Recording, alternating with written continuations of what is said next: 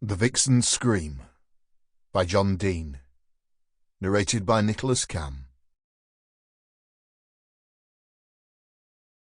Chapter 1.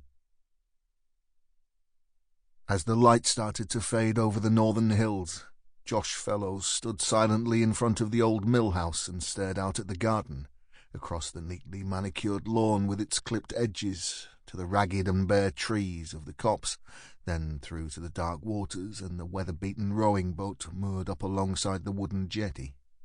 It was a scene that he knew well, and if he squinted, he could just make out in the half-light the places where he had dug the graves. 7 of them clustered round the edges of the small lake. None of them marked, none of them tended, none of them discovered. All of them hidden among the reeds. 7 bodies cold and lifeless in graves that no one else knew existed, each one containing a woman who was mourned and missed by loved ones, but whose fate remained a mystery to all but Josh Fellows.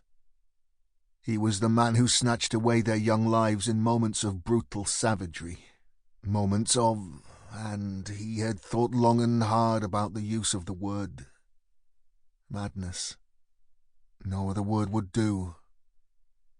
The thought gave him pleasure, a sense of power, and he smiled slightly as his eyes roamed the lakeside, drinking in its bleak serenity. This is what they died for. It was what he lived for. And there would be more to come. Of that he was certain. He could feel the urge to kill rising within him once more. As he stood and stared, he heard the faint strains of violins carried on the night air as the ghosts came out to play in the half-light of dusk.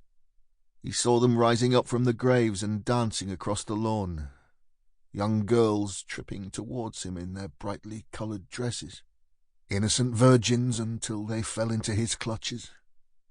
Now they laughed with joy, cried out with delight, their eyes full of life as they swirled and pirouetted, dancing for him. Always for him, and only for him.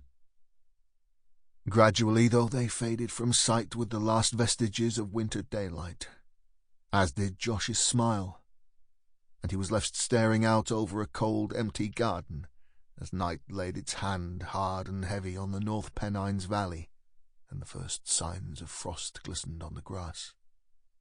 Josh felt the pressure of night falling in the hills. He always had, ever since he... Sample complete. Ready to continue?